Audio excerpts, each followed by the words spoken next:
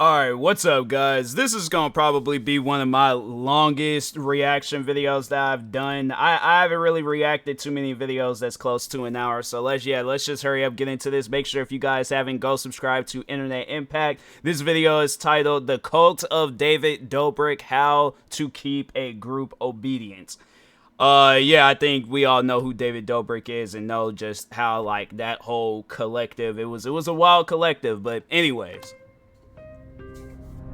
He is one of the top 5 most viewed creators on YouTube today, and at the young age of 24, is already a pioneer for 21st century entertainment. He is, to me, new Hollywood. His immensely popular channel has received almost 5 billion views. 5 billion with a B. Yeah, David Dobrik, he was pulling weight with YouTube. Feel is a very unique and important person in this world. He is someone who has a very loud voice and a very big platform. There are accusations that have come out against David Dobrik, Jason Nash, and kind of the general group called the Vlog Squad.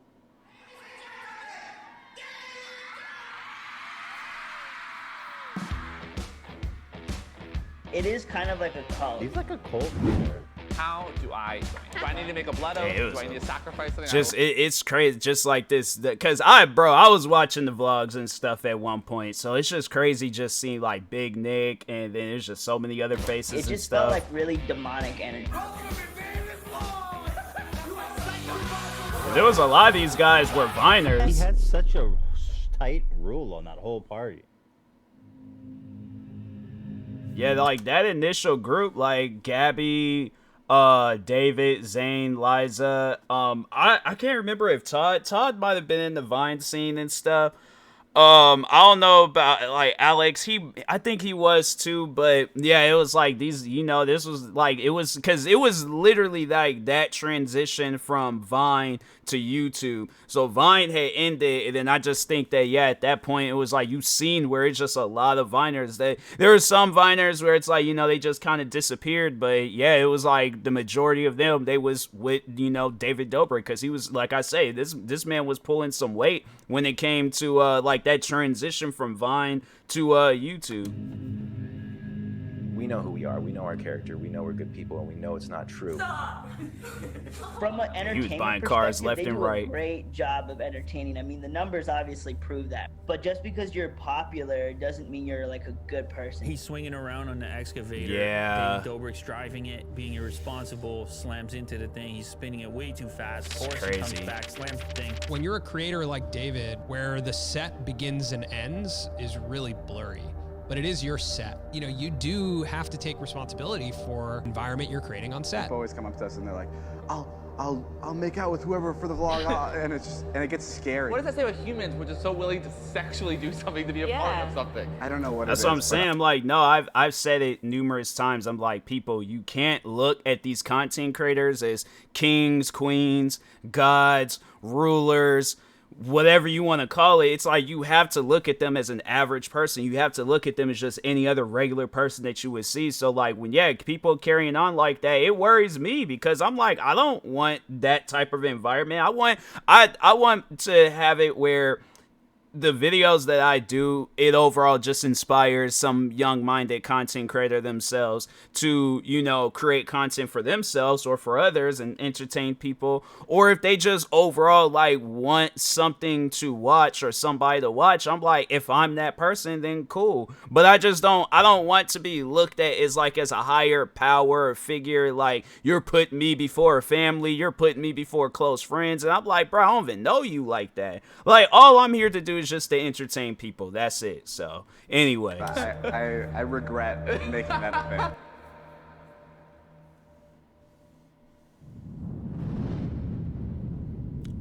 The Cult of David Dobrik. It's a full-blown movie, I know that much. Welcome to Psych IRL, my name is Donna. I want to start this video with a disclaimer.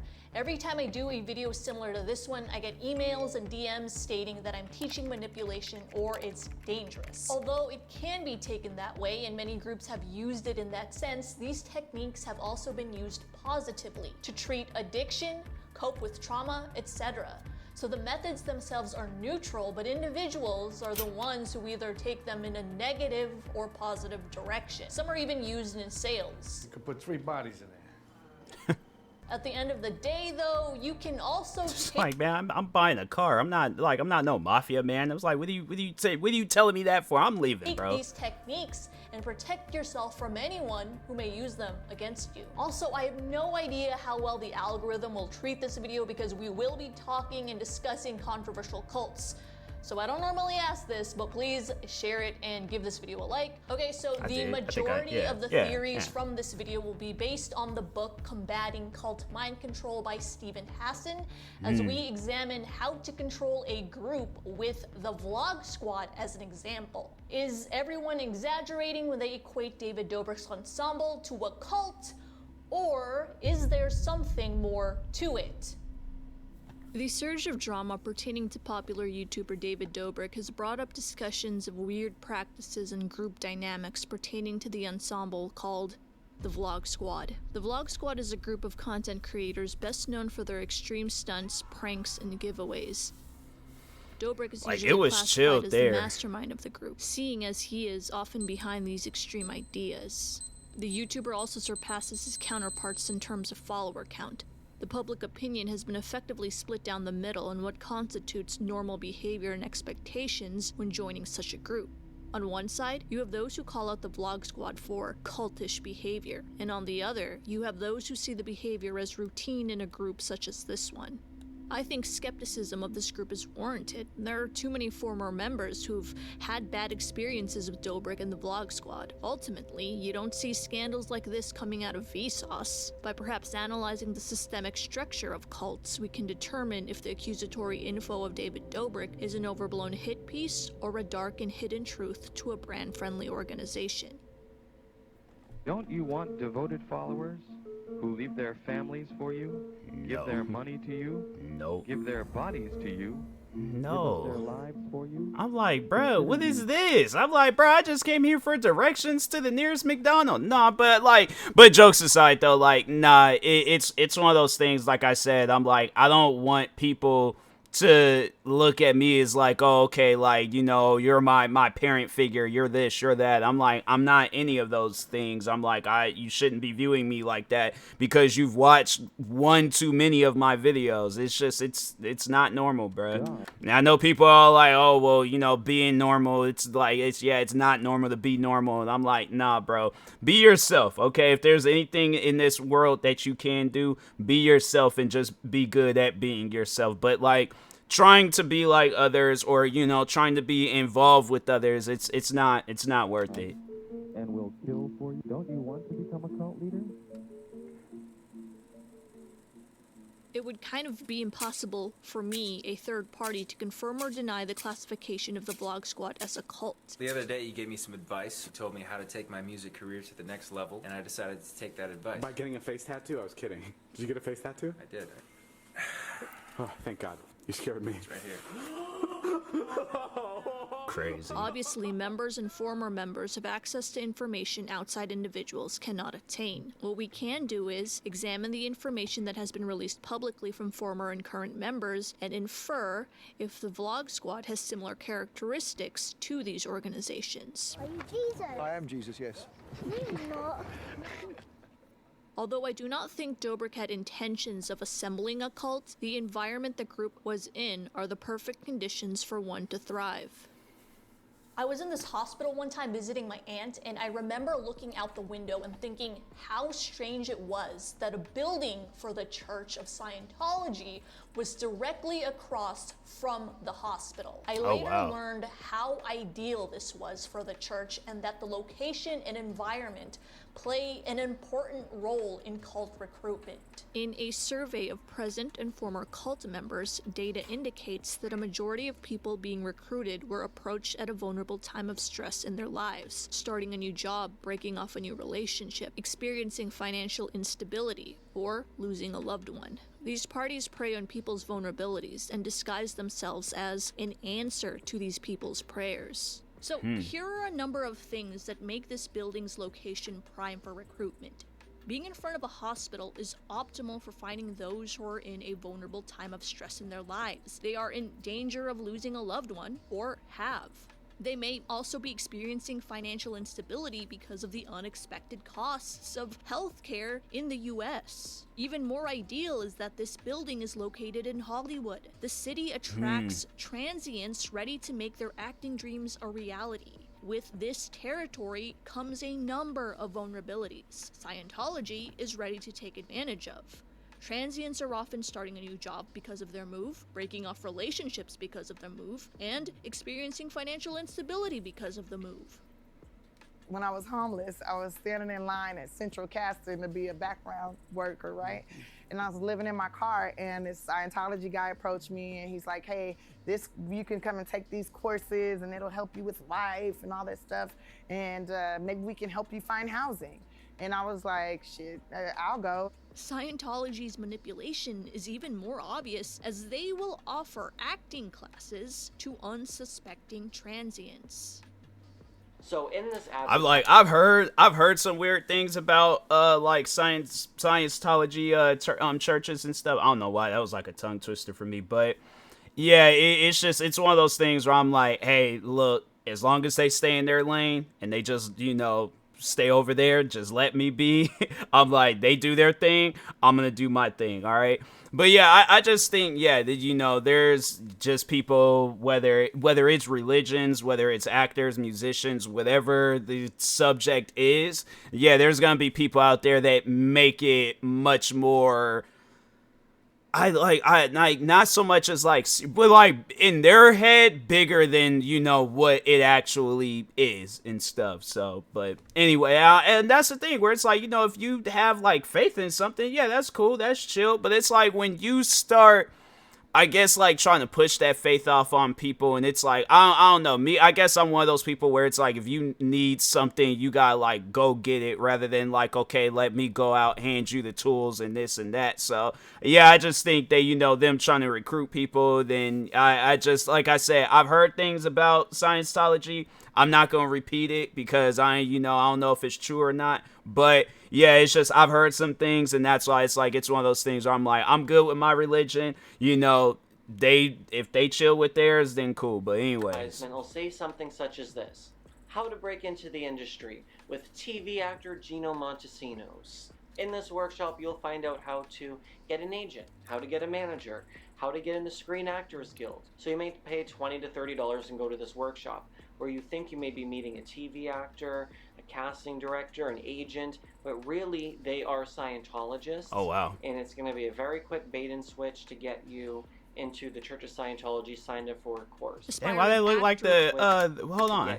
Why they look like that backdrop for the Great Gatsby when Leonardo DiCaprio, he was like holding the drink and all the fireworks and stuff. This is what they got going on. It looked like a New Year's Eve celebration. Well, no, yeah, I guess because it's 2020 and stuff, but into the Church of Scientology. They do all of that? That's crazy. Aspiring actors will purchase these courses in hopes it will get them to where they want to be. It's no surprise that Scientology chooses California as its second best location to hold its real estate. The environment is prime for recruitment. The Vlog Squad's environment works in an eerily similar way. Most of the early members were former Vine stars looking to make a name for themselves on social media. This dynamic ticks off quite a few boxes in our vulnerability list. Most members aren't native to California, so moving into a house together is very similar to having a new job. When I first got into the group, I was like 22 years old. I just moved to LA. I was just looking for a cool group of friends that I could kind of work with and collaborate with, that I can also be friends and also, have some sort of other interesting activities going on with. And that group, they were cool people when I met, and I liked what they were doing. In addition, the new move results in the difficulties of maintaining personal relationships with individuals from their hometown, romantic or platonic. The early days of a career in social media aren't lucrative since view count is inconsistent. This leads to financial instability. Yo, they're shutting down Vine. They will be shutting down. Vine is yeah. That was a crazy moment. And we're all in the same boat. Thank God David was there, like, filming vlogs while it was happening, because I honestly do not know where we'd be right now. All these checked out. So you gotta ask that question, like, what would have happened, like, if Vlog Squad wouldn't have existed? Like, because I feel like that there had probably been some, like, there were some content creators I do feel like during this time, like, when Vlog Squad, like, was really at the top of its game and stuff. Like, I feel like they did inspire people to, you know, do that, like, the vlogging stuff themselves. I mean, vlogging it already had been a thing, but I just feel like that, you know, the vlogs and Vlog Squad, they took it to like a new level. So I do feel like that there are people out there that try to, you know, live out that Vlog Squad dream, but you know, but what would have happened like if it hadn't been a thing though? Boxes makes members more likely to comply with actions that could possibly get them out of their vulnerable state. These actions most likely include content for David Dobrik's vlog. They make Jason make out with Seth, but Seth doesn't know that it's Jason. He thinks it's like a girl. Yeah, it's happened twice, okay? And so, I know every time like Jason will like take gay or something, or no, he's not. And so like Jason will take off his mask or whatever, and he's like, "What the fuck? I can't believe I just made out with a dude." What do you mean? Wait, what the? And you're being mad about the Seth. Well, that's not true. I was here. Being mad about the Seth makeout thing is crazy. It's crazy. It's crazy. I said to you specifically, don't have a makeout with guys, girls, moms. I don't care. Like, I want What if he was in a movie and he had to do that? It's not a movie. It's David's vlog. Imagine you give consent to kiss this person, and you think it's a scene, and you're helping David Dobrik out with a vlog, and it turns out he pranks you by making you literally make out with someone you did not at all consent for. That's why I said he wasn't. After a while, it was like, yeah, he just disappeared from the vlogs and stuff. I think it's something like that though, where it's, you know, I guess like, yeah, I understand that it, you know, being a part of the vlogs, it brings in good money and all that stuff. Not saying that Seth was doing it for the money, but I am saying that, you know, he probably at that time, being me, I'm like, no, I'm saying something right then and there. I'm like, you can't do crap like that. It's like, you have to check people when they do things like that. And I encourage people, it's like, yeah, if you, whether it's a friend group, family member, whoever, you have to check them on the stuff that they do if it bothers you. So kiss this girl, put on a blindfold, and I make you kiss a dude? What you mean? It's not like David is sitting there like, oh, you have to do this. You don't do this, you're out the group, you know? Yeah, of course. It's kind of like an unwritten thing where you see a pattern of people saying like, yo, I'm uncomfortable with this. Hey, bro, like this isn't really cool. That all of a sudden they just disappear and then they're not in videos anymore. If I do this and David gets views, I get shouted out in the vlogs. This will help me financially, gain me respect from my coworkers, etc. Notice other individuals who do the most humiliating stunts. Jason, a 40-plus-year-old man that has to provide for himself. Like, David even had, it was like a group of guys that were literally hurting themselves, you know, for the vlogs and things. And they might talk on that at some point in the video. But yeah, it was like, I remember there was one vlog where they were in the backyard just getting shot at with paintball guns.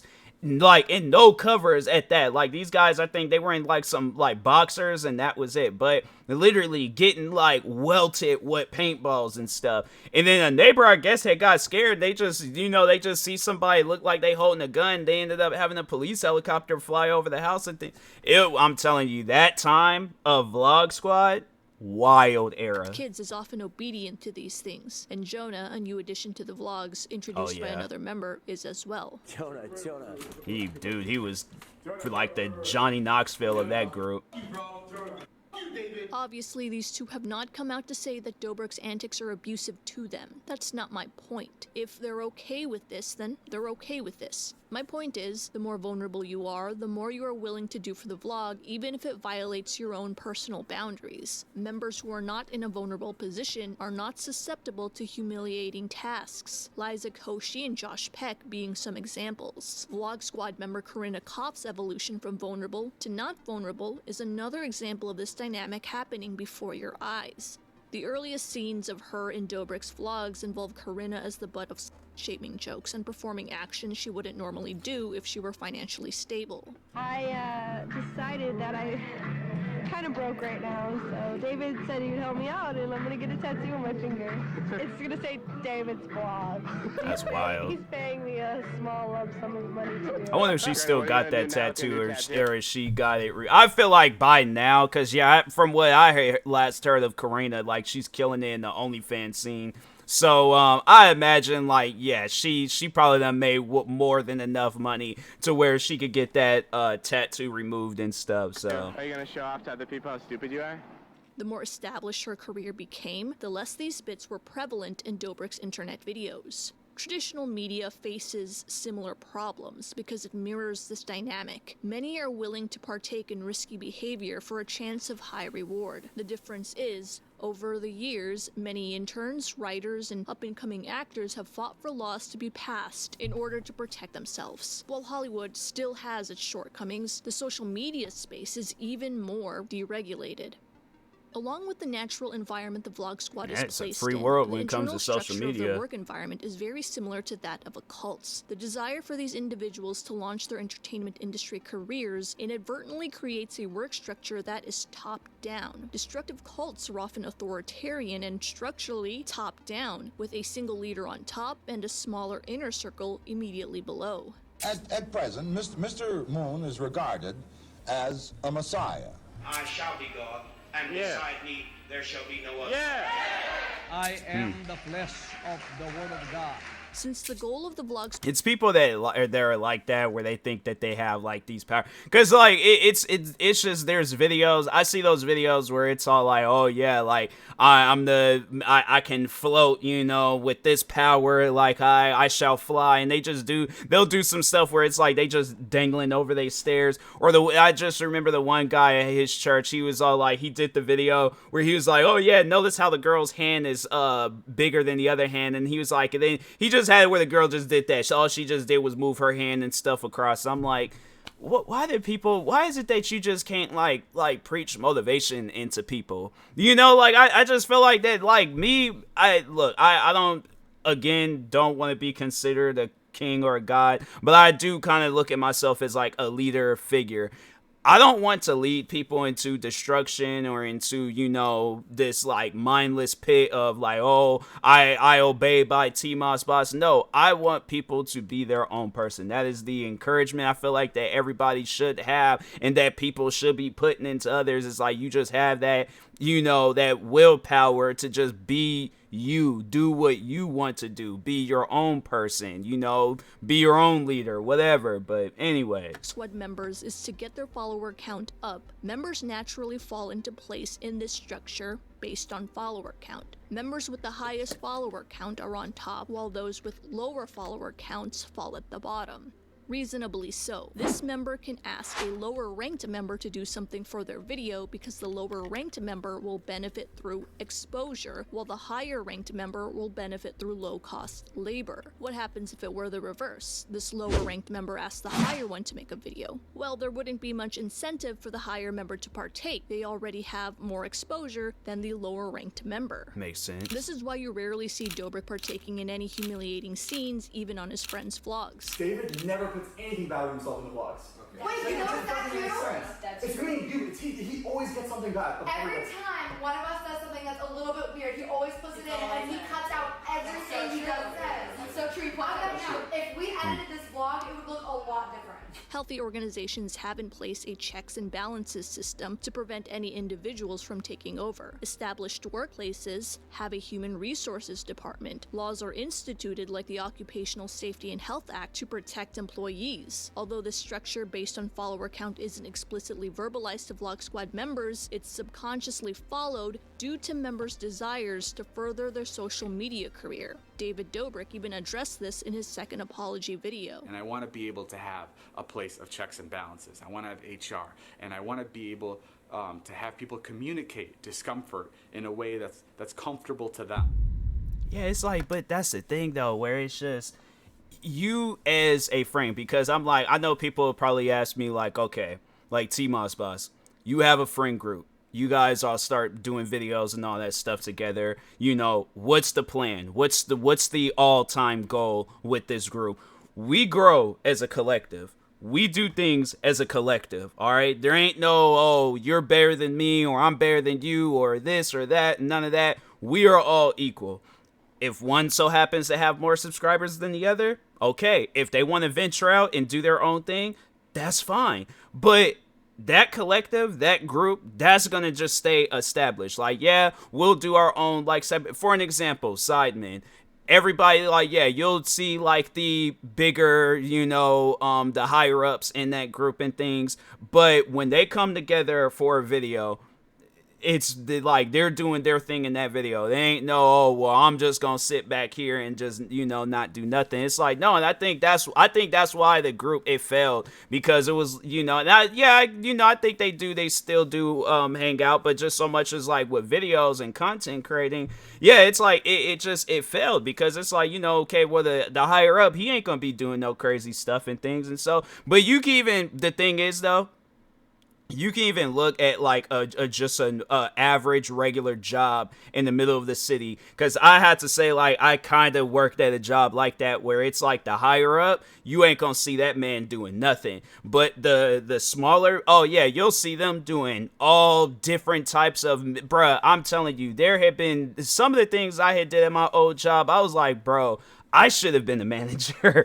But no, it's like that's just that is honestly life. And I'm like, and it sucks that it's like that, but you know, and the thing is like, there was, I'm not going to say that was like all of management. There was one manager that was like, you know, he was one of those guys where it was like, okay, he was like, we all going to be putting in the same amount of work. We all going to be getting down and dirty and all that stuff. So it's like, we got to have more people like that, where it's like, they don't look at themselves higher than the other. And unless that person's talking crazy to them, then okay. But if not, then yeah, you know, but anyways. On this channel, we've painted Dobrik like a modern Frank Abagnale, able to persuade anyone with charisma and charm. These characteristics have been key in helping him climb the influencer ladder using tactics similar to Jake Paul, yet remaining a likable figure to viewers. Though helpful, charm and charisma are not enough to control a group. Think Tyrion Lannister versus Daenerys Targaryen. One can persuade those around him, while the other persuades a whole nation. How does a person actually gain control of a mass of people? And does Dobrik's ensemble fall into this trap? He was most interested in talking with me about his experience of shock at how easy it was to con people, how easy it was to manipulate them, how easy it was to get them to give up their money. What was so fascinating to him was that many of his followers were young adults and full-grown adults. I was about to say, I was all like, I'm like, whoever that is, I'm like, I don't remember hearing that voice in Vlog Squad, but it's an older video. Okay. And very rebellious people. And here he found them so willing, once he had conned them with his smooth talk, his soft sell, his I'll love you forever, your mind will make this perfect new order, how easily he got them to obey and do anything. In Edgar Sheen's book, Coercive Persuasion, the process can be done in 3 steps: unfreezing, changing, and refreezing.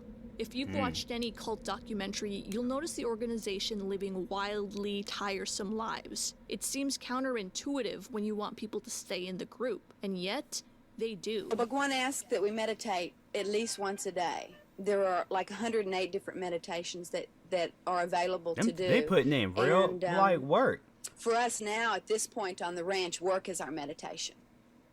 Wow. This is purposely done and refers to the step of unfreezing, which is disorienting an individual so they're more open to accepting a cult's new way of thinking. This can be done in a variety of ways, but the most common is through physiological means like sleep deprivation. Members of the Unification Church International eagerly participate in a special campaign to clean up a very dirty New York City. I'll be so confused because I'm like, a bank robbery is about to happen. Like, if I just see a bunch of people in like white outfits and red hats, I'm like, no, a bank robbery is happening. I'm like, no, the world's under attack. We got to get somewhere, They're also bro. fed low protein and high sugar diets or starved. Several papers back this method. For instance, when one is hungry, they are more likely to make brash decisions. Although I don't think Dobrik does this on purpose, the hustle lifestyle of trying to make it in Hollywood certainly causes people to live in such a way where unfreezing unconsciously occurs. David, don't you... Your hours aren't set like they might be in a traditional workplace. You're constantly overworking in hopes of making a name for yourself. Meanwhile, you may even be taking a part-time job so you can eat and pay rent. While the person is being broken down, they are often bombarded with ideas that they are seriously flawed. So you can imagine my excitement when my grandfather took the school report and read it to the 500 members of my community at dinner. And you would just see me kind of just in the background looking at everybody all like, we really sitting here doing this right now. We just seeing like 20 women just holding the hands, just spinning around. I'm like, yeah, I think I'm gonna go ahead and dip. Like, but no, that's the thing though with cults. Like, you can't do that. Excuse me, like you in a cult. then he said, But we don't want women like you. that's crazy. My stomach dropped. I turned bright red.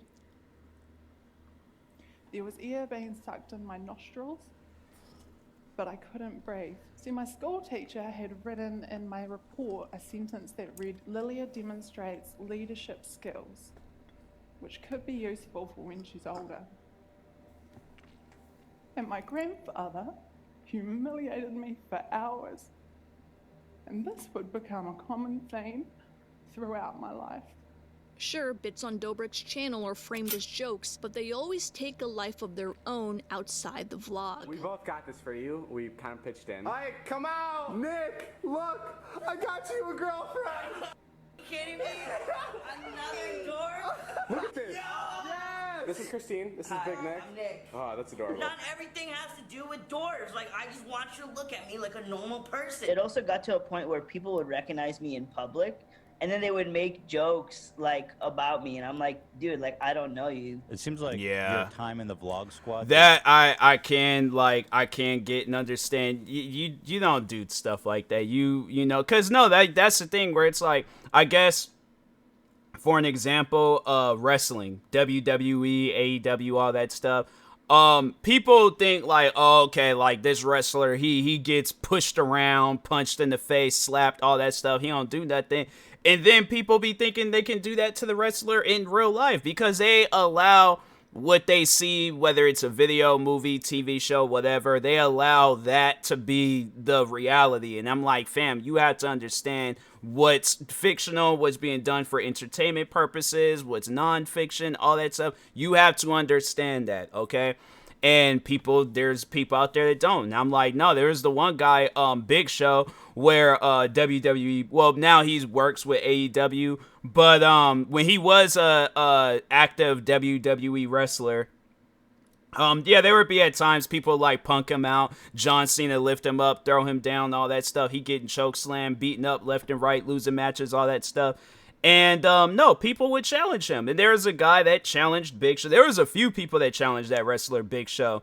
One guy I think had like pushed him, and you could just see it had like minimum effect to Big Show. Like the guy pushed him, and Big Show just his shoulders just did that. And no, Big Show literally decked that man in his jaw and like broke his jaw and stuff. And then I think there was another time where some guys tried to confront him. I think they sucker punched him or something, ran to this Jeep, and they actually turned it into a segment where now I don't think it was the whole like him getting jumped or him getting punched in the face, but no, like he flipped the guy's like Jeep over and stuff. And I'm like, man, that, you know, people gotta leave these wrestlers alone. Like these guys actually can fight. And I guess like putting this in Big Nick's situation where it's like, yeah, he might crack those jokes on, you know, in his videos or if whoever, like amongst his friend group and things. But it's like for you to approach this man and start cracking, you know, jokes as if you know him. I'm like, yeah, I just think there's people out there, they need to know their boundaries. All right. So, but anyway. It made you the butt of the joke a lot. And Yeah, that and probably then they started moved to on bother you, to- you know, and like it's like Right, everybody right. all of a sudden not giving you any respect. Once these flaws are internalized, they may be used as blackmail or a preventative measure to keep one in the cult. Here you see Jeff Wittick hint at dirt he has on a former member, who shared his perspective of being in Dobrik's crew. I know Big Nick came on here, and I mean, like again, I don't want to have fucking problems with Big Nick, but yeah, he was caught doing some sketchy stuff, and I'll just tell you the story. We had like an Easter egg hunt vlog on You see, now I feel like a rat.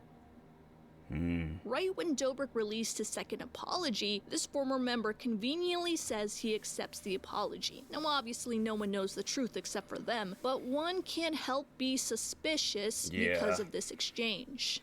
The next steps to gaining control of an individual is changing. Once a person is broken down, it's time for their reality to be changed into that of the cults. So change essentially means the process by which new information is given to the newly broken down person. That can be done through monotonous chants, lectures, and church services. In this stage, cults are able to change your frame of reference through their dogma, making some actions okay in the mind of members. For example, most people in the Western world believe in the equality of genders. Both men and women should be paid the same for the same amount of work. Jobs shouldn't be able to discriminate against someone based on their gender. Let's change the frame of reference to that of a religious one. In the Catholic Church, women aren't allowed to be priests. Despite many of its members in support for equality, this exception to the rule happens because the religion has been able to change the frame of reference.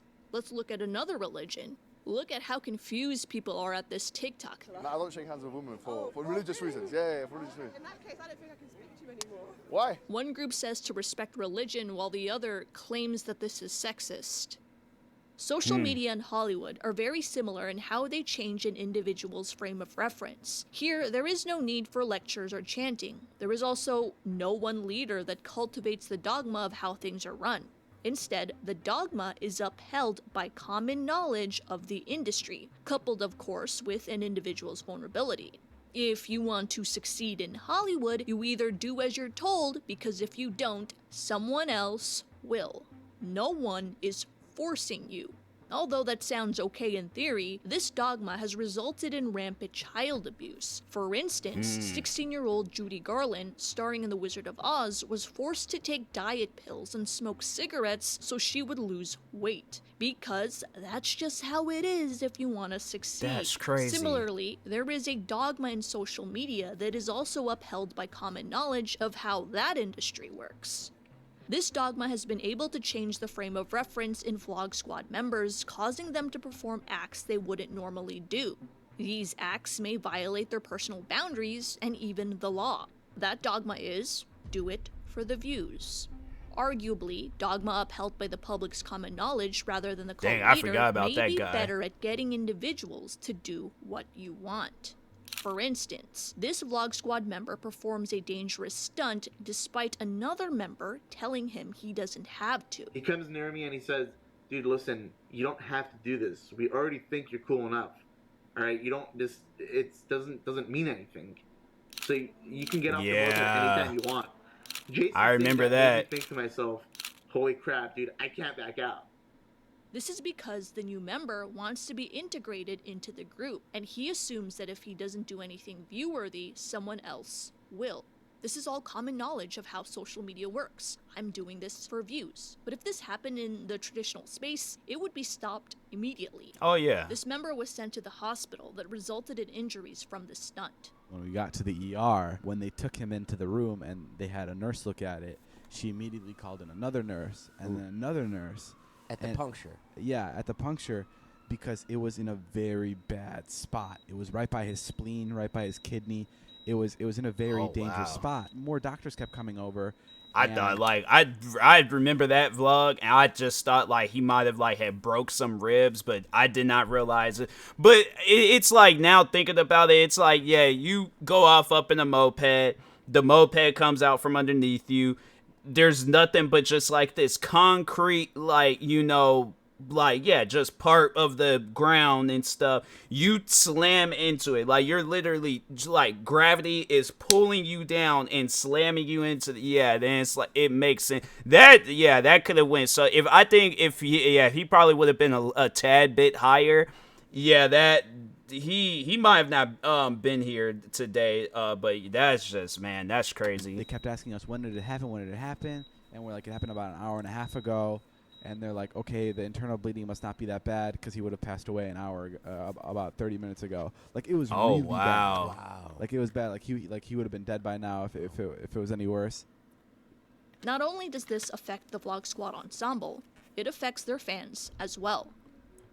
There was an instance in a vlog that was painted as normal at the time that probably shouldn't have been. Even I thought it was normal because that's the frame of reference in the vlogs. People are doing things for views. 19-year-old Tana Mojo and 44-year-old Vlog Squad member Jason Nash decided to collaborate by doing a video where they would go on a date. So far, there's nothing wrong with that. There is an age difference, but both are adults and it's for work. The problem arises when the cameras are off. They were in the dressing room together. They were shooting some kind of a sketch, and the cameras were off. I've said this in my vlog before, and Jason felt something. Jason was like, "This is my time." And he leans in for a kiss. He just kissed me in the dressing room. I don't know what's going on. I really thought this was a fake date, and I think he just made it a real date. He just kissed me. I pecked you on the lips. You kissed me. No. You pecked me on the lips. I will fight you right now. Literally, I will fight you in this moment right now. I you wanted me to. See, the viewer is under the illusion that this is a glimpse at a random outing, but Tana and I did not know that. I was like, I don't know. Like, when I would watch the vlogs, I think it was just, you know, whatever David was posting for like 4 minutes and 20 seconds, and then that was about it. This, I was unaware of. That's crazy. I don't know about that one, man. Actually meeting for work purposes. They get paid handsomely for making videos such as this one. Vlogs do such a great job at changing a viewer's frame of reference into believing inappropriate behavior is okay. Because if everyone else is laughing, then that means everyone in the video was cool with this. What viewers fail to realize is that things are edited so they're unable to attain the full context of what happened. If you were to really examine the situation, it's no different from someone in the traditional entertainment space who uses their power and influence to trade opportunity for favors, if you know what I mean. The purpose of this outing was a YouTube video and nothing else. You hear a lot of female artists saying, like, it's difficult to navigate because you don't know if someone actually wants to work with you or they're just trying to. Because vlogs are often framed as regular people doing regular things, viewers are manipulated into believing the situation is different. It's not. This is a business move. Yeah. Though Tana has not called out Nash specifically, she has alluded to famous older men and their influence to take advantage of young TikTok girls. She also left a comment on Trisha Paytas' TikTok that discusses Jason Nash. This frame of reference change has affected viewers like me. 2 years ago, I uploaded a video called How David Dobrik Manipulates His Friends. Despite the title suggesting that I have been aware of this problem for a long time, I also say this. Before you David Dobrik stands kill me, I don't necessarily mean manipulation in a bad way. I just mean that he has a certain charm about him that helps him get his way. This is a positive video about David Dobrik. The resurgence of the Vlog Squad but still, there's people, they don't, look, I'm just going based off of being a content creator for the past 13 years. You know, there are people where they will see, you know, like just like if the way that you will word something, the way people will take that in, because there's been times people have clicked on my videos. I know that they didn't watch it because they're like, no, for an example, it'll be a reaction video. And there'll be people that'll click on the video and like, oh, stupid reaction video. All you do is just sit there in silence. And I'm like, fam, I reacted. This video is 5 minutes long. I reacted to a video that was 30 seconds. What was I doing for the other 4 minutes and 30 seconds in this video? It's like, yeah, you have to actually sit down and watch the video. There's people that they click on videos and they don't watch them. So no, it's like you have to, I guess, put it in the title, like what you overall mean, because yeah, there's gonna be people where it's like they're gonna take things the wrong way and they just gonna leave a comment and you go like, what are you talking about? So, but anyways. Pass has also resulted in the resurgence of that 2-year-old video. 3 very interesting responses came about from the new popularity of that video that suggest a lot about human behavior. One group of viewers felt that I was very intelligent for spotting Dobrik's manipulative actions way back then. Another group felt like I spotted the behavior but was too scared of the stains to truly explain how I felt. And the last group felt I was really dumb for praising bad behavior. Now, despite answers varying, there's one thing all responses have in common. That is, they assume that as a third party, you're able to see on the surface that a cult is a cult. Some even say that because I have a degree in psychology, I am supposed to know this. Unfortunately, that is not how psychology works. Psychology does not equal psychic. If that were the case, Dr. Todd Grande would be calling influencers out left and right before any major news outlet did. No one does that. That's not how the world works. It's hard to spot a cult as a third party unless former members come out against the group and you're able to piece evidence together. Still don't believe me? Think of the most intelligent fan base that you know. Definitely not anyone who is young viewers, but perhaps the most intelligent fans are those who watch educational content. Maybe people who watch TED Talks? Over 2 million people saw this video, and no one found anything out of the ordinary with it. Some of you, if you've watched this, may have found it eye-opening. You know, if you do watch the whole thing, actually, there really is nothing wrong with it. Well, the woman speaking is allegedly running a cult, conning rich white women into taking classes and even going into debt for said classes. It wasn't until videos surfacing done by BuzzFeed and Anthony Padilla featuring ex-members that these videos attain criticism. Even then, it has barely left a noticeable mark.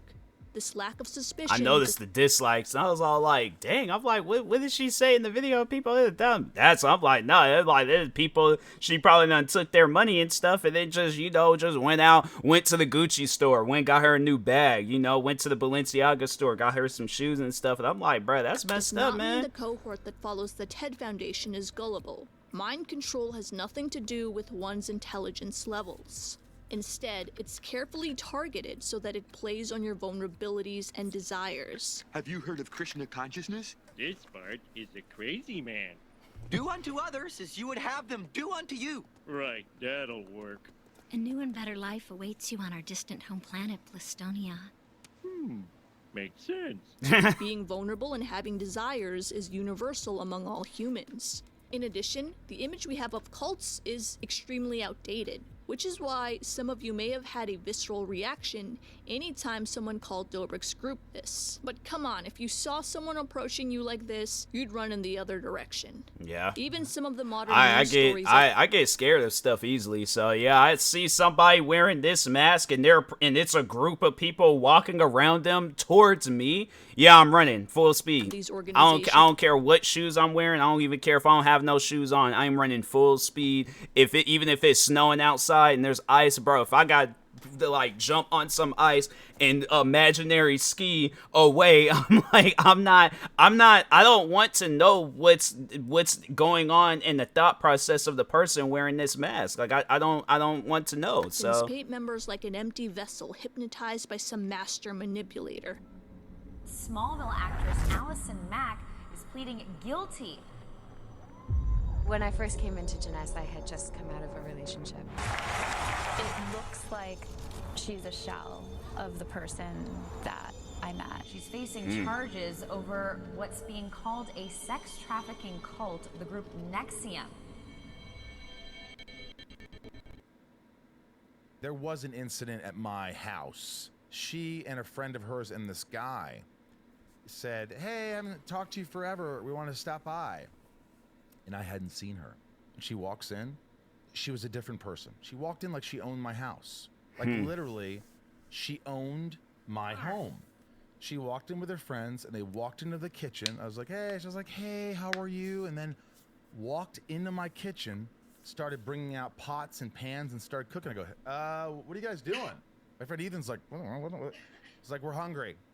After a while, like, okay, I'm like, there's this app called DoorDash. I don't know when this is exact, but let's just say this happened like yesterday or something. I'm like, you guys can DoorDash you some food, but y'all gonna have to, you know what? No, put that stuff in the sink and I will clean it, cause your hands, based off of what it sounded like, they didn't even come in and wash their hands. So I'm like, no, you guys just put that in the sink. I will, rinse them, soap, all that stuff, put them in the dishwasher. But I'm like, no, y'all gotta go sit in the living room and we can discuss and talk and we can maybe think about making some food here. But I'm like, no, you can't just go and just in somebody's house and just start making that. It's crazy. I felt uncomfortable. I was like, well, hey, you guys, like that's it. Come on, let's.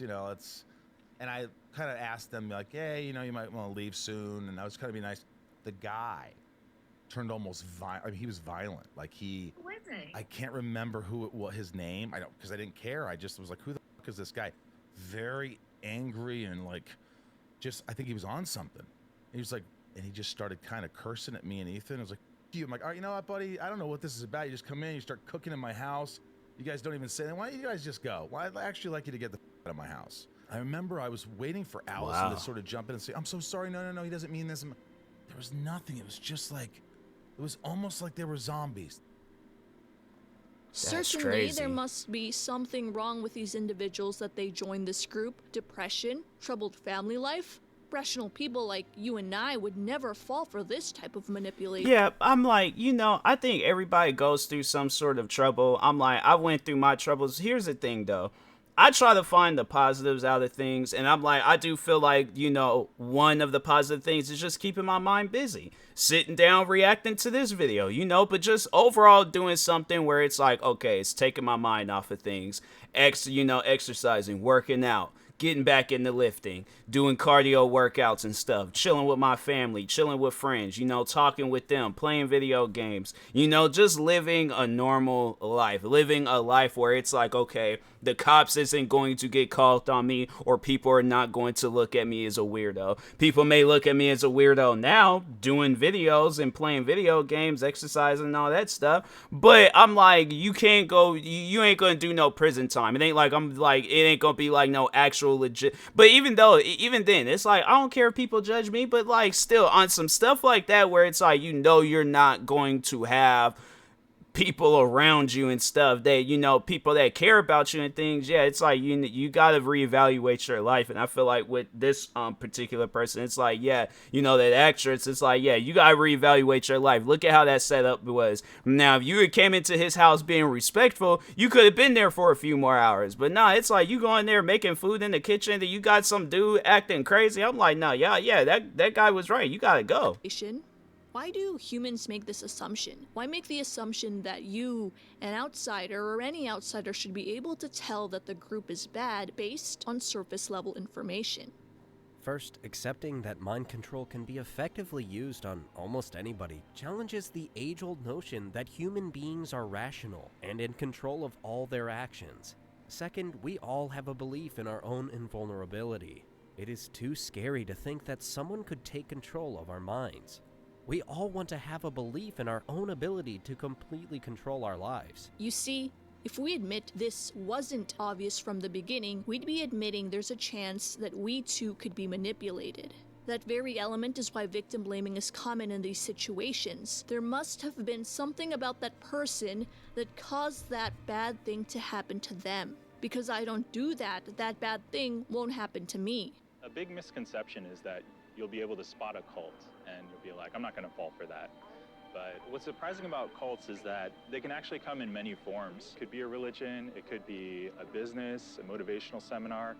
No one's going to walk up to you and be like, hey, you want to join my cult? People say all the time, don't victim blame, but I don't know if they know what it is they're actually saying. According to Hassan, anyone can be a victim of mind control. So if I were to ask you that question on Instagram, what type of person is easily brainwashed or manipulated, the correct answer should be anyone. Let's see what you said. Woke people. People who are on the internet all the time. A libtard, brother. Hell yeah, they need some education. I guess if I had to answer this question, I'm like a person that's, I guess, in a vulnerable state of looking for answers, where like the first answer that they see, and if they so happen to come across something that's like I guess like, yeah, bringing them into a cult and things, then yeah, them will be the ones that get like easily persuaded into joining a cult. But I think that's why a lot of us, where it's like, and I think that, there's at times where it's like, yeah, we have to,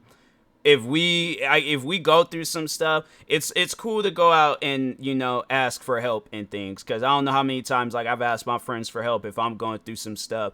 But I do feel like that we should overall have that mindset to know when something is not right. We should have that feeling in our hearts, our soul, our brain, where we know this ain't right. Like if they're all like, oh, well, no, come with me. Let's go on this little trip. Let's just, do some random stuff. Let's just disappear for 6 months. And I'm like, okay, I don't know what you got going on, but it's like, bruh, I'm going through some stuff right now. I just need some advice at the moment and things, you know. But yeah, I just think that like people that's like in an extremely vulnerable state, you know, yeah, they could potentially be, you know, first you know, runners up for getting put into a cult and things. So, but anyways, To make them smarter. Kona, Gen Z, boomers, I'm sorry, but Karens, someone in some kind of vulnerable state. I will say that one translates to anyone because everyone has been vulnerable at some point in their lives. That's and facts. will still continue to be vulnerable at certain times. This answer is also acceptable young children who haven't had time to form their own opinions yet. Insecure people who will do anything to fit in. Weak-minded people, someone desperate for a purpose. People pleasers, insecure people, no strong values of their own, uneducated, sheltered, naive people, uneducated. To give some of you guys credit, a minority of you did answer with everyone or anyone, literally everybody, as long as you're hearing what you want to hear. Very true. Anybody if you know what's important to them. As you can see, a majority of answers believe people easily manipulated have some sort of defect about them. This couldn't be further from the truth. Remember, when viewers of this TED Talk and whoever was in charge of this thing were fooled. We don't want to believe that we are vulnerable to manipulation as well. So sure, maybe when I made this video 2 years ago, I was able to see behavior that was manipulative, but the frame of reference given to me was one of entertainment, just like Dobrik's other 18 million followers. This was a show, just like Jackass, and everyone gave Dobrik consent. That's facts. 100% facts. Now that you know, cults recruit people from all walks of life, social media changes the frame of reference for the Vlog Squad members and viewers, you begin to see just how damaging comments like "it was obvious" actually are. Not only can you respond by saying, well, if it was obvious, why didn't you make noise in the beginning? Why is this energy coming just now? But it's also one step away from victim blaming. Although I think most of these people are coming from a good place and are not actually victim blaming, their "it was obvious" argument fuels those who actually are victim blaming. Because if it really was obvious from the beginning, victims should be able to avoid situations like this altogether. The reality is, anyone can be a victim of manipulation and cult recruitment. In this case, viewers too are susceptible to whatever the influencer paints their image to be. One more frame of reference the viewer is introduced to is the friend group. Vlog Squad, Team 10, and the Hype House. What do all these groups have in common? Well, they're all friends who moved into one place or a similar area and they make content together. They've also gone through some sort of a scandal where their leader was accused of either manipulation, bullying, terrible work conditions, or all three. Is this a coincidence? Maybe not. So I'm like, I think, you know, if I ever were to, you know, do some stuff like that, I'm like, we're all equal. Like, if, you know, if we come together for a video, we come together for a video. You know, if we do our separate things, we create our own channels and we do our separate things there. But for like whatever, if we come together, yeah, we're all equal. There ain't nobody like bigger or better than, you know, I'm not manipulating none of that stuff. Like, yeah, it's just, you know, again, we're all equal. Again, where is Vsauce's scandal? Although viewers perceive these groups to be friends, it's very difficult for that dynamic to exist when there is an imbalance of power.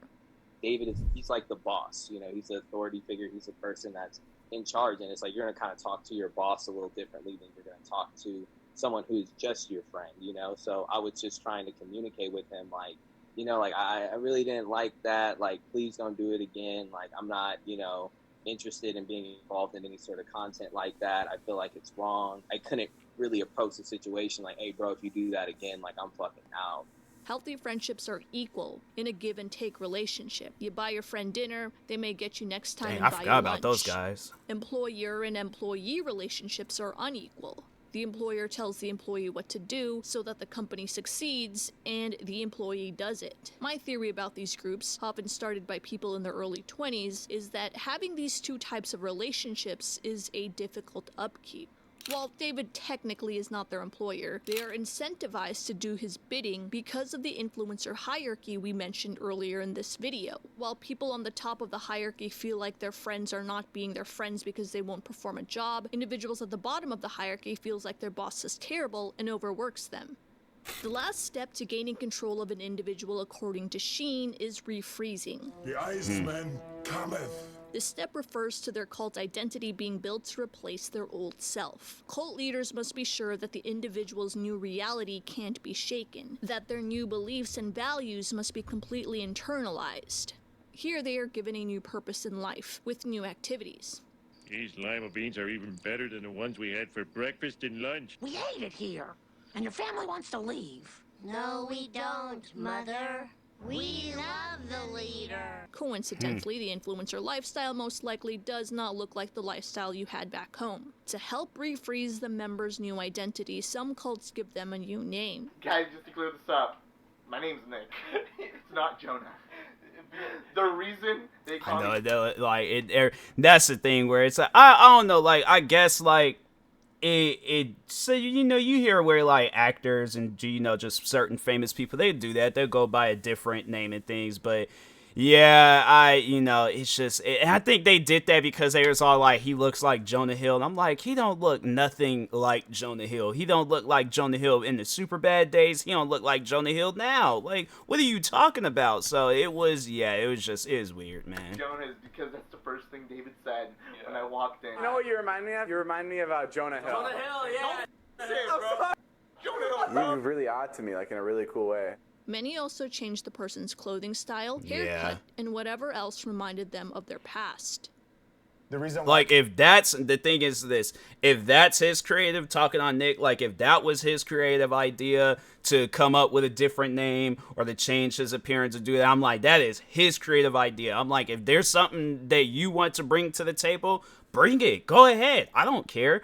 But I'm like, if it is something that it's like, oh, you know, it's like if we laugh about it, joke, if you're doing it for our reaction, then okay, you know, that's what you do. That is your character. That is what you're about and things. But that's not something I'm like, hey, real quick, you should go bald for the video and stuff. Like, no, there's like friends that I know that they will never ever do no stuff like that. And I wouldn't want them to do anything like that just because I have a certain amount of subscribers or followers or whatever. So he didn't want us to make YouTube videos solely because he didn't want the characters of his vlogs to kind of like lose track. We all had a certain track in his videos, like a certain life track. Yeah. And he was worried that our videos were gonna kind of like show a different side of you, maybe? Show a different side of us. That's crazy. That's kind of like how it is in wrestling a little bit. It's like you see with those guys, it's like you'll see them on TV and then that's it. Yeah, they might have socials and all that, but it's like, I think like at times like that stuff, it's kind of like controlled by like some probably like social media team where it's like, okay, well, let's just pay attention to how this person acts. So yeah, it's like a lot of things that you'll see in this video, you'll like see it in different environments, and then, you know, for a cult or a group or something, then you'll just see it all to come together, and then it's like, dang, man, I saw this here, I saw this there, I saw this. So yeah, it's crazy, man. In his book, When Prophecy Fails, Leon Festinger described a cult believing in UFOs and flying saucers, whose leader claimed to know when the end of the world hearing was. some stuff outside, he told them he was in contact with beings from another planet, and because the end of the world was coming, they should give up to him many of their material possessions. They did. They gave him their homes, their money, while they stood on a mountainside waiting for the extraterrestrial beings to beam them up and save them from the end of the world. The next morning, the group saw the end of the world never came. Although a few became angry with the leader and used the event as a stepping stone in their decision to leave, this event made most individuals believe stronger in the group. Fast forward to this situation and we see Dobrik's crew follow suit. Although many have spoken up about the toxicity of the Vlog Squad, several events have resulted in members being injured, damaged personal branding, vlogs having violated a number of people. Basically, there is a mountain of evidence that suggests there needs a change. Why do other members still insist on protecting the group? When the story of Seth Francois and the kissing prank without consent first began to pick up wind on the Frenemies podcast, their first line of defense was a video by Scotty Sire, a member not even involved or accused to be involved in a prank. Not only was it strange that a group member decided to address the situation unrelated to him, Sire often used language that was collective. Typically, the Vlog Squad does not address rumors and lies. We know who we are, we know our character, we know we're good people, and we know it's not true. But all right, we're gonna distance ourselves from you now. The video was promptly deleted after receiving backlash. This video was probably the only apology or addressing criticism video where I've seen that the friend made it, and not the actual individual being addressed. In addition, Sire glossed over numerous points the public demanded answers to. It's extremely strange that Sire doesn't see the people he once called friends publicly speak against the Vlog Squad as a red flag.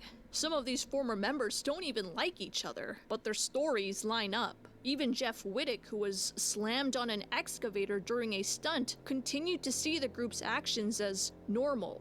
Sure, he's asked David for reparations, such as wanting to see him skydive, but no safety changes to the group. Dr. Amon was like, he brought up a lawsuit, and I was like, no, like, that never crossed my mind. Like, what we were doing was dumb, and I'm dumb for putting my life in David's hands, and what David did was dumb.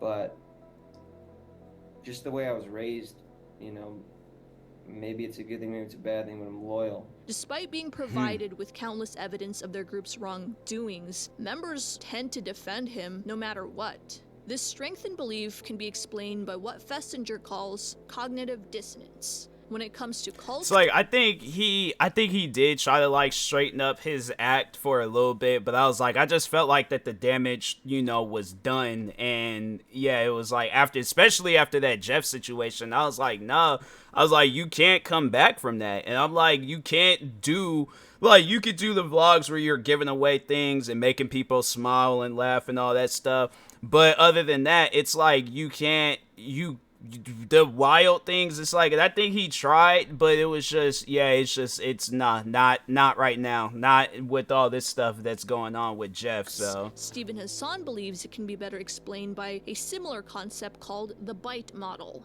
The research into cognitive dissonance theory is robust and is used by leaders to control the group. To put it simply, the theory states that humans need to maintain order and meaning in their life through their thoughts, behavior, and emotion. If there is a discrepancy between those three things, dissonance occurs and causes us to find a way to reduce it. For example, let's say you're a smoker and perhaps you behave in a way in which you have a cigarette 3 times a week. You then come upon some heavily researched paper that convinces you all of the negative side effects that comes with smoking. This very event has led to a discrepancy between your behavior and your thoughts, creating what is known as dissonance. You know smoking is bad for you, yet here you are smoking. In order to reduce this dissonance, the individual can change their behavior and stop smoking, or they can change their thoughts and convince themselves that smoking 3 times per week isn't as bad as smoking every day. According to Festinger, if you can change one of these, the other 3 will follow. This is what makes cults so effective in controlling their members. Many are forced into living situations that control their behavior, which likely leads to their thoughts and emotions following suit. Taking what we just learned about cognitive dissonance, or in this case, the bite model, we can easily see how a leader keeps a group obedient. If you're able to change one of these, the other 3 are bound to follow. Look at behavior control. It's no coincidence these groups always move into some sort of commune together in the middle of nowhere. July of 1981. An organization known as the Rajneesh arrived in Central Oregon at the community of Antelope. Cult leaders want to control your routine and lifestyle so your information, thought, and emotion become aligned with the groups. On a smaller scale, you can see this in a church service for Scientology. There is footage of the congregation literally playing "Follow the Leader." All you have to do is follow the command. Shall we begin? Yeah. Sit in your chair. It's easy enough, isn't it? Sit in your chair. Very good. Sit Sit in your chair. Very good. Sit in your chair. All right. Sit in your chair. Okay, here's the next one. Oh, switching it up. And here's the next one. Oh. I'm like, what are we doing, bro? Is this like a weird electric slide? I mean, sure, it looks like no big deal, but the function of this exercise is most likely to prime you into letting Scientology control your lifestyle. Get used to doing something small at first, and then the ask becomes bigger and bigger. We've already touched upon the behavior change with Dobrik's crew. If you're moving to LA to achieve your social media dreams, you're changing your lifestyle. In the BITE model, Hassan has added information control, which is the regulation of information available to members. Scientology, for example, discourages new recruits from researching anything about the organization online, and that if you want to know something, you must get it directly from them. Like, what do you guys recommend? Like, should I research it and like? Definitely not. It's the worst thing you could do. It's the worst thing. Especially in Scientology. You don't think it's good to sometimes look at the negatives just to see like what their mindset is? Yeah, we usually only deal with truths, which is only found when you observe it for yourself rather than reading someone else's thoughts. This element in the model isn't really applicable to Vlog Squad individuals. They're all free to have their phones and computers. This is more applicable toward Vlog Squad fans, and it actually describes fans of any influencer. Fans only see moments that have been crafted to show them their favorite celebrity in the best light possible. That's done through editing and branding. If a video gains negative attention, Dobrik's MCN has also been known to wipe the internet of said video. David clearly has some protocol with his MCN with YouTube where if anyone uploads this clip, it automatically gets blocked, which leads me to believe that David is in some form trying to suppress content that makes him look bad. People flip-flopping on the James Charles situation is the best example we have of this. The guy literally went from guilty to not guilty and now back to guilty. Imagine if he went back to not guilty. Damn. This event shows just how much withholding information or making it public can make or break public perception. Yeah, but he was setting himself up for failure. From what I remember of that situation, it was like you're talking to random people online. That's your mistake right there. There's no issue with talking to random people online, but like I guess like if you are talking to them in a romantic way, then yeah, you got to be a little bit more careful and cautious with that particular situation because you don't know who you're talking to. So it's one thing, I've gained so many friends from the internet, but the thing is though, it's like I guess to get romantically involved with somebody and I've met them through the internet, nah, I gotta know a little bit about them. We gotta talk. We gotta I gotta know some things. All right, so. But yeah, if I don't know nothing, I'm like, fam, how am I supposed to look at that as, you know, something normal? How am I supposed to approach this situation? Like, I can go into this defenseless and things. Nah, bro, all defense is up. Thought is the next thing leaders take control of. Using our smoking example, let's say a cult's doctrine requires you to smoke. You begin developing breathing issues as a result, leading you to doubt the doctrine. It is essential for a leader to be in control of that member's doubt before it leads them to leaving. This is done through thought-stopping techniques like chanting and incorporating a new language system. Unless Dobrik and crew have a secret ritual we're unaware of, they have not been known to do weird chants. Just for your knowledge, though, you see this when Scientologists harass people who have left the church. They aren't chanting per se, but they speak loudly and call whoever they're harassing suppressive over and over again. This technique makes it so no outside information is able to penetrate their chants. Criminal, go back to Germany! Nazi criminal, go back to Germany! You're not welcome! I'm like, dang, for just leaving That's crazy. This is from like if you leave like that the Church of Scientology. I'm like, nah, you gotta. I don't know. I guess just speaking from who I am right now. Yeah, I don't know. Like in a situation like that, that's you just kind of hand them a present, And then, you know, and they're like, oh, what is it? But make sure it's one of those presents that got like the lid you just take off. Then once they take off the lid, then it's both your fists. And like, oh, look at that. You got hands. And yeah, you just got to start swinging on people. Because I'm like, no, you guys are crazy. Like, I left because I'm like, this is why I left. Look how toxic that is. In a smoking cult, that would be like chanting smoking is good for you over and over again until those doubtful thoughts disappear. Incorporating a new language system is more of what Dobrik's crew does. Incorporating a new language system refers to using language to simplify and answer complex problems. In the Moonies, for example, they have something called a Cain and Abel problem. This is used whenever a member wants to question and doubt Why the everybody group. getting married? When that member expresses their doubt, higher-ups will solve it by usually saying, oh, that's a Cain and Abel crazy. problem. The member will then be instructed to copy their mentor, as this will solve their doubt. It's essentially like telling them you feel sad, and then they'll solve it by saying, well, if you copy this elder, you'll feel better.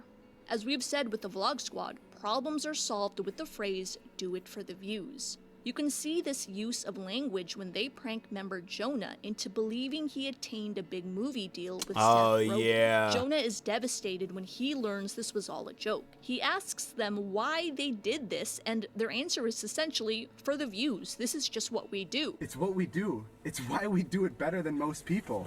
Nick, Because we literally make people want to end their own lives.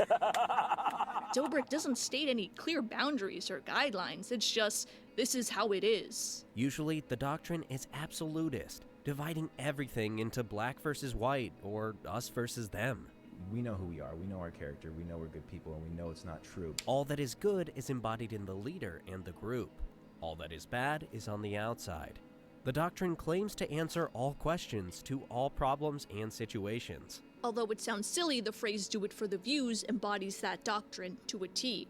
Members need not think for themselves. Yeah, and I'm like, in doing it for the views, I'm like, nah, it's just, look where that's leading a lot of people. I'm like, for an example, this, excuse me, the situation of the guy, he, it was like, he got shot at a mall and stuff. He didn't die, thank God, but it was like, yeah, he got shot at a mall because he wanted to prank people. And I'm like, look, people, you gotta understand, it's like, you can't just be out here doing things for the views. I'm like, doing stuff for the views is gonna mess around. You're gonna end up being viewed in a casket by your family. So I'm like, that's gonna be the only view that that your family is gonna have to worry about and things. Cause yeah, it's like, it's stuff like that. But like, people, they need to understand, they need to know, it's like, everything doesn't need to be done for the views. Okay, you can literally, like, bruh, I have done videos that I did not think was gonna get any views, and there's some of my most viewed videos. All right, so yeah, it's like, you know, it's at times where it's like, you know, you have to understand that, you have to know that. It's like, if that's what's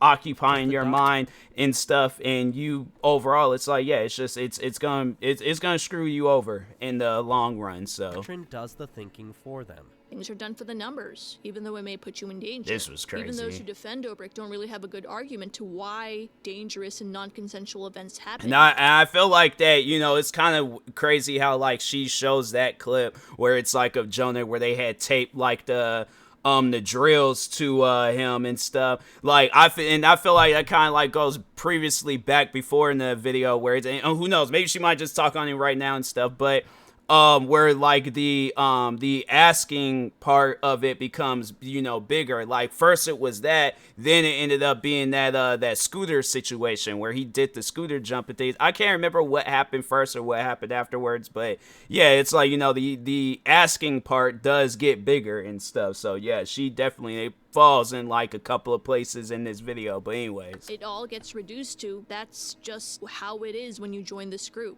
But influencers are not exempt to ensuring safety to their cast and crew. If large corporations have to do it, so do they. So the new language of the group is meant to explain to a member why they are doing what they are doing. Do it for the views.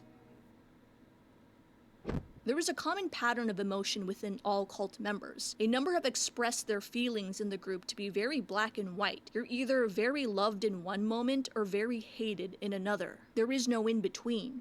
It was this weird dichotomy of like feeling very special, but then never really being good enough. There's a movie called Midsommar that really encapsulates this feeling. The best way to describe it is Oh yeah, I emotional watched this weird confusion. movie. Upon at the end of the movie, you don't know whether That movie, no, the thing is, I understood what they were doing, but at some point in time, the character took drugs and then they just started affecting with like all the camera work and all that stuff. That part tripped me out, and I'm like, bro, like that's like one time in the movie where I'm like, can they just please stop, just keep the trees and everything looking normal, because I'm like that I had to say this without be the only reason. Like, I don't like, the thing is this, the cult stuff, yeah, crazy, I don't mind that, but it was just how they had it where they had the stuff like moving around when it didn't even need to be moving. I'm like, if that's what drugs do to you, I will never take drugs in my life, never, because I'm like, nah, if it's gonna be doing things like that, yeah, I think I am gonna probably be one of them like people in downtown Seattle screaming at traffic and stuff, because no, that's not normal, bruh. you should be happy or sad for the protagonist. Not only does director Ari Aster successfully illustrate how mind control groups recruit individuals, but the film effectively manipulates the audience as well. Midsommar follows a woman named Danny, who has been scarred by the death of her sister and parents. Her boyfriend is an emotionally distant man who seems to be annoyed by her needs. Though he was on the brink of ending the relationship, he reluctantly makes the decision to extend it because of this recent tragedy. Along with his friends, the couple decides to book a trip to attend a midsummer festival in a remote Scandinavian village. I don't think I could, that's just, I didn't realize, I just always had saw like that part where it got to the cult, because I had to say, I think I've turned to the movie twice, and both times it was just like, it was at that cult part and things, or it was either twice or maybe just that one time, I don't know, but anyways, dang, I didn't realize, I don't think I could do that. I'm like, nah, that's messed up, man. That's messed up to want to break up with somebody, because it's like, oh, I don't like your emotions. I'm like, nah, that's wild. This point is where the viewers begin to be manipulated, reflecting what one may feel in a real-life cult. Danny is enthralled by the culture of this community. They welcome her with open arms and even give her the support her boyfriend doesn't provide. Despite this, their trip gets stranger and stranger when a cult member gets flirty with her boyfriend. There are ominous pictures everywhere, and death. There's lots of death. Whenever they ask to leave, something coincidentally happens that prevents them from doing so. Danny is bombarded by two simultaneous emotions, love and fear. As the Midsummer Festival progresses, their friends are sacrificed by the group one by one. Her boyfriend is manipulated into cheating on her with a girl from the cult. At the same time, the group is the one that comforts Danny from all the tragedy she is facing. This emotional confusion of love bombing and then fear is why viewers were torn in how to feel about the ending of this film. Some viewers were happy that Danny finally found a group that gave her what her boyfriend nah, she's in a didn't. cult. I'm not kidding, someone even made a romantic video that shipped Danny and her cult recruiter. The reality of this film is Danny walked from one abusive relationship to another. Yeah, but the thing is that people gotta understand, what's right and wrong. Yeah, it's good that she's found her peace, but it's like the way that she's found her peace, that's like people agreeing like, oh, okay, like, oh, I'm broke, I got fired, so how am I gonna come across money? Oh, I robbed a bank. Now it's like, so yeah, but no, like, imagine a movie like that, right? Imagine a movie where I go, like, the character, they go and they rob a bank, right? They robbed it, or no, like, so the beginning of the movie, no, there is actually a movie where it is like that. It's called Set It Off. It doesn't end in the way that I'm going to end the movie, but anyways, but no, like, so I'm in the beginning of the movie, I'm struggling, I ain't got no money, get fired. I'm like, dang, what do I do? Oh, I could go and rob a bank. I rob a bank for like $10 million all of a sudden. I'm happy. I'm crying tears of joy. I'm not depressed. I don't want people to be encouraging that. There's nothing encouraging about that. People need to understand, like, okay, yeah, the thing is this. If you join a cult, that's your own decision. If you get sucked into a cult, you have no control over that. And I think that's what I mean. Like, people, you got to have a mind for yourself. You got to think for yourself. And I'm like, if you know something ain't right, you have to, like, throw that out there and stuff. And yeah, if people are trying to like continuously keep sucking you into a cult, use karate on them. But I'm just saying, it's like that. No, it's just, there's nothing positive about that. This girl is in a cult for the rest of her life, and it's like, until like this cult it gets found and gets shut down and stuff, yeah, then after that, like, who knows, maybe she might snap out of it. But if not, it's like, fam, it's like these guys just killed your friends, their boyfriend just cheated on you, and on top of that, and then it's like, yeah, you got these people, yeah, no, there ain't nothing normal about that. I think people, they be missing that type of stuff about movies, and they be supporting that stuff, and I'm like, there's nothing to support out of that. So that's crazy. The emotional control you see in Midsummer is very similar to what Vlog Squad members are put through. They're given money, cars, and fame, so it's constant love bombing. On the flip side, they're put through dangerous stunts. Their reputation is sometimes ruined because they're put through something humiliating. And there are allegations that pay sometimes isn't worth it. So it's a high and low all the time that confuses individuals trapped in cults. Something in my spirit was just like, dude, you gotta get out. Like, this is not normal. And I'm thinking, well, why would I get, like, you know, have those conversations with yourself, like, well, why would I get out? Like, this is the most popular group on the internet. You know? It's even the fans that contribute. But it's like, you gotta think of your mental health, though. To this emotional confusion. A woman came forward in an Insider article alleging a Vlog Squad member by the name of Dom Zeglitis of the now deleted video by Dobrik garnered over 5 million views, and at the time, viewers found nothing wrong with it. That's not their fault. It was framed in a way that it was comparable to almost any teen movie where their friends are trying to get each other laid. The reality of what happened that night, though, was much darker. Hannah, an alias used in this article, was under the impression her and her friends were going to film something with talented creators. Instead, they were given alcohol and pressured into a bit that involved a threesome with Zeglitis. Hannah did not consent to this, and in fact doesn't remember what happened because she was given too much alcohol. By the way, the girls were under the drinking age limit. And no other Vlog Squad members have denied this event except Zeglitis. Additionally, there is plenty of evidence to support Hannah's claims. Where the emotional control happens is how the audience reacts. It seemed like I had a super fun night with these famous vloggers, basically, which is not what happened. Every single person that I know is messaging me, "You were in David Dobrik's vlog, that's so cool." Or, yeah, but it's "Oh my like, God, look at the sacrifice. It's difficult to describe how it feels knowing that millions of strangers have seen a video of me in a night that affected me and traumatized me in nearly incomprehensible ways, not knowing that anything was wrong. Imagine getting praise from all these fans. "Ah, you're so lucky. What you did was so cool." But you know the truth of what happened that night. That dynamic must make you start to question your own reality. Like I said near the beginning of this video, we can't classify the Vlog Squad as a cult because we don't have access to all the information. What I am sure of is how the drive for social media fame can create an environment for a cult to thrive. The Vlog Squad certainly has a number of those characteristics. As more groups like this rise due to the lucrative nature of social media and the zeitgeist of the 2000s bringing on a different set of societal worries, it's imperative to take notes on the patterns of what makes up a cult. Just as the 70s and 80s saw a boom in new age spiritual cults taking advantage of those who were anti-war, the 2000s also brings to light new vulnerabilities for cults to take advantage of. With millennials and Gen Z being the poorest of their generational counterparts, cults are likely taking the form of groups promising career successes and wealth. We already see suspicions taking place in those industries. People have called WeWork very similar to a cult. There are MLM groups that have similar accusations, and certain self-help gurus face the same criticism. With the internet as an added factor, we may be part of that cult without even knowing it.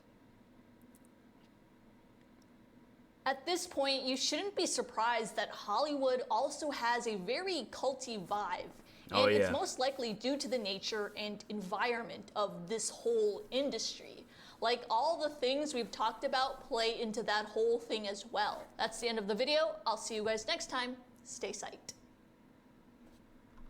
dang, I was like, man, it just, dang, it's like, it didn't even seem like it was, I don't know, it was an hour. Like, that's dang. I was like, this is a movie. But anyways, but yeah, it's like, look, the best bit of advice I could give you guys is like, just be careful of what you come across when it comes to content creating, whether you're a content creator or a viewer. Be careful of what you come across. All right, don't get manipulated into no stuff, even if it's coming from me. I don't care how long you've been subscribed to me. If there is something that I say or that I do that you don't agree with, fam, unsubscribe from me. Like, don't watch my videos anymore. Like, let me be. But it's, you know, that's the thing where it's like, I'm saying that because I want you to be your own person. I want you to think for yourself, not have me think for you. All right, so, but anyways, good video, good video. Make sure you guys go subscribe to Internet Impact for more videos like this. Like, subscribe to me too, and I'll talk to you guys later. Thank you guys for watching, and peace.